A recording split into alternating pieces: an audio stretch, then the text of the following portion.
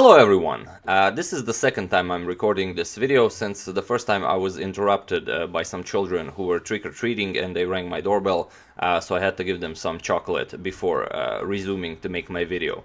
So perhaps I will be successful in this second run. Like I said, I hope you're all having a great Sunday. I just got back from my chess club where I finished playing round 5 of my chess club championship, and my opponent was Marijan Garac. He's a retired physics and mathematics professor from my hometown, and in this game he has the white pieces. Now usually he's a d4 player, and as I mentioned in my video against Dodo, I did prepare the Budapest gambit, but Dodo avoided my preparation. So I thought maybe I'll give the old Budapest gambit a try this game. But again, my opponent completely avoided my preparation and opened the game with e4. So I thought, you're not an e4 player. Why are we playing e4? Of course, he doesn't want to go into my preparation. So I decided to play b6. If he avoided my preparation, I'm pretty sure b6 avoids any opening preparation he had. So he continued. This is the Owen's defense. He played d4, I played bishop to b7, immediately going after that central e4 pawn. He defended with bishop to d3. Now, I thought about giving this f5 move a go, but I decided not to, as that only gives white the advantage. I played knight to f6, again piling up on the e4 pawn, and he defended queen to e2. I played e6.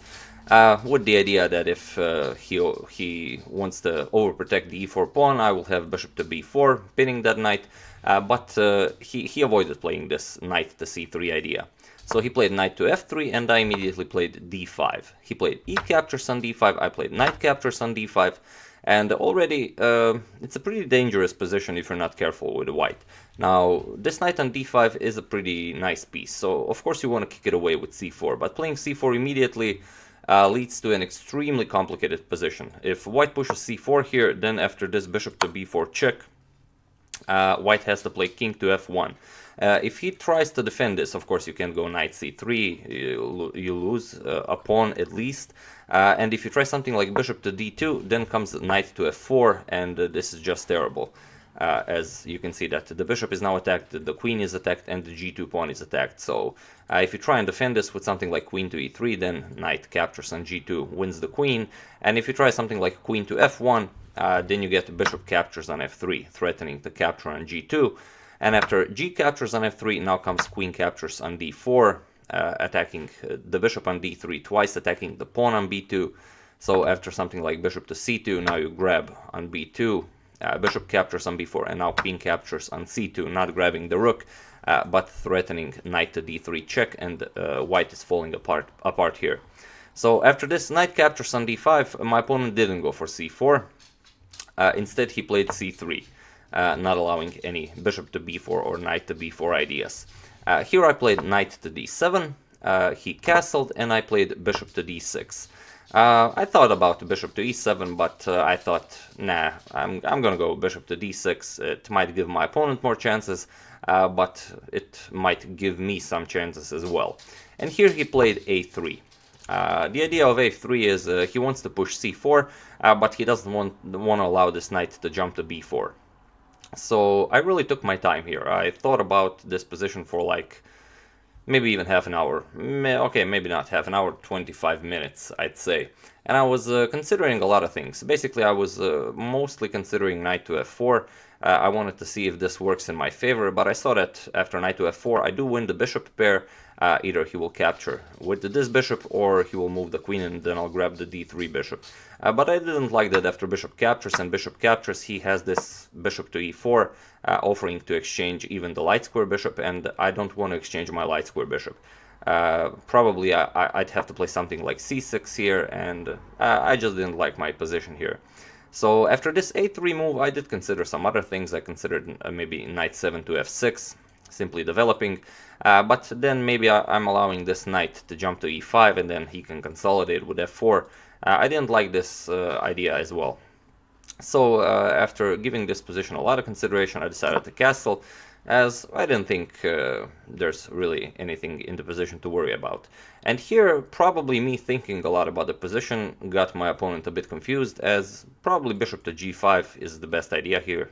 developing a piece, going after the queen. I'd probably have to decide what to do here. I definitely wouldn't want to play bishop back to e7 because then I'm just admitting bishop to d6 wasn't such a great idea. Probably would have to go queen to c8 and then would just continue playing this game. But he played bishop to e3, and after I saw bishop to e3, this is a move I haven't even considered. Not because he's kind of forcing me to capture it. I could have captured it whenever I wanted to simply by playing knight to f4. Of course, I'm not going to capture it now, but one thing I did consider, and the thing I did play, is actually this move e5. And the move e5 came to mind because when he played bishop to e3, the queen is no longer protecting e5. So this gave me an idea. I did give this position some thought, and I saw that in the end I will be down a pawn, but that I will like my position. So I played e5. And here, the strongest move for him to consider is actually bishop to g5. He didn't play this, but if he had after bishop to g5, I have to play bishop to e7 or f6. But I didn't like f6, and after bishop captures, queen captures, he can't capture the pawn, because if he captures the pawn, he runs into knight to f4. Attacking the bishop and the queen, and after queen moves, now knight captures, queen captures, and now comes knight to c5, attacking the queen, and also this bishop is now attacking the knight on f3. Queen has to protect the knight somewhere, not to allow me to break open the king's position, so after queen to f5, captures, and now knight to b3. Going after the rook, and also the queen is now attacking this pawn. So after rook moves, I recapture the pawn. So the material is again equal, but my knight on b3 is really making this white rook look bad, and this knight on b1 can't be developed because my knight is covering d2. So although this would have been best for black, it's not what he went for. After this e5, he went for the second main line, so to say. He played captures, I captured, he captured, and here I have an option. I can either recapture with the bishop, or I can play knight captures on e3. If I play knight captures on e3 first, then after queen captures, now I can capture bishop captures, and now he has the option either of capturing my bishop on e5 and then I capture on d3, or he can play bishop captures on h7, winning a pawn, and then grab my bishop on e5. But then again, he doesn't have to do anything. He can simply play knight to d2, prepare knight to f3, and the game continues. And I didn't like my chances here. After this knight captures on e5, I didn't capture on e3. I played bishop captures, and here I saw that I'm losing a pawn, but I also saw that I will have a lot of compensation for the pawn. And here he played the immediate bishop captures on h7. Now, this isn't the best move. Although he does win a pawn, the best idea here is queen to h5 actually, threatening checkmate and attacking my bishop on e5. And only after I defended this with knight to f6, attacking the queen and also the h7 pawn, now if he captures my bishop, I capture his bishop on d3. So only now the idea is to capture on h7. Bishop captures, knight captures, and then queen captures bishop on e5. And this is similar to the position that we got, but you'll see that there is quite some difference. Because here, after this variation, my knight is on h7. And the position is still around equal. He's up a pawn, but I do have this rook coming into the game with tempo on the queen. I have this amazing bishop on b7, so I didn't mind playing this position. But after this bishop captures on e5, he went for the immediate bishop captures on h7. I played king captures, and after queen h5 check, I retreated king to g8, and now he grabbed my bishop on e5. And if you look at this position to the one I just showed you, now I have a knight on d5 instead of that position where I had a knight on h7. Obviously having a knight on d5 is much better. I played rook to e8, immediately going for the queen, and he played queen to g3, not allowing me to capture on e3 and then capture the pawn. Then we'll again have equal material, but again my position is better due to my light square bishop being a great piece, and he's also somewhat undeveloped here. And here I played rook to e6. As I do have a light square bishop on b7, I played rook to e6, preparing rook to g6, going for that g2 pawn. So a nice rook lift, I thought. He played bishop to g5, defending this. This is the best way to defend this. And here I played queen to d7. I played queen to d7 for two reasons. One is to have the option of playing queen to b5, going after the b2 pawn. And the other reason is I knew he wanted to play c4. And so by playing queen to d7, I actually set a little trap. Unfortunately, my opponent didn't go for it, but I thought maybe he will. If he plays something like rook to d1, now preparing c4 to win a piece, but then I win the game immediately. So this is the first puzzle of the video. Can you find the winning move for black here if he played rook to d1? The move I had in mind, if you pause the video, if you found it, congratulations. If you just want to enjoy the show, the move is knight to f4. And now, of course, if he captures the queen, he gets rook to e1. This is checkmate. And if he doesn't, if he ignores this in some way, let's say he moves the rook or he plays knight to d2, simply defending, then knight to e2 wins the queen. And any other move he plays also doesn't really work. If he plays something like rook to f1, again, knight e2 wins the queen. There is no move that can prevent the loss of the queen and also prevent checkmate. So I thought this was a pretty nifty trap, but he avoided it. After my queen to d7, he played queen to h3. Better idea was c4, immediately kicking my knight away, probably to e7, and then continuing with the development. For example, c4, knight e7, and then knight to c3. White is now developed, and you know, the game continues. I do have rook to g8, rook to g6 coming, but it would be better than what my opponent played in the game.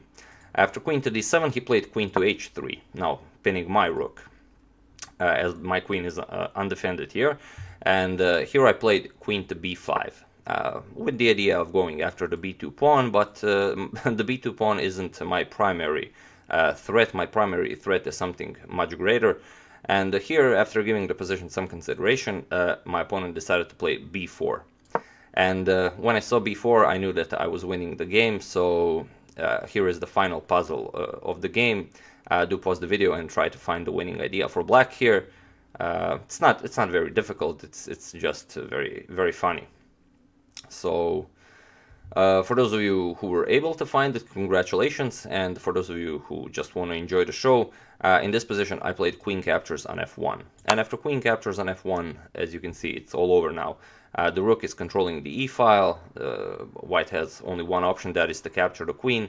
And after king captures on f1, after bishop to a6, it's all over. The king has to go back, and then rook to e1 is checkmate. There's no piece that can block this check by the bishop. You'd have to give up a lot of pieces here, but in the end it wouldn't really matter, as no pieces can defend the other piece after we block it. So the end will be the same, king g1 and then rook e1. This will come as checkmate. But yeah, after this bishop to a6, my opponent saw that there was no way out and he resigned the game. So yeah, that's a game from round 5 of my chess club championship. I do hope you enjoyed it. So far I'm 5-5, and two more games to go in this championship. So we'll see. You know, last year I won first place with all wins, and I drew one game. So we'll see how I do this year. So that's the game. I do hope you enjoyed it. I would like to thank Nels Lindberg for a contribution to my channel. Thank you a lot. I really appreciate it. As usual, you can check two of my previous videos here. Thank you all for watching, and I will see you soon.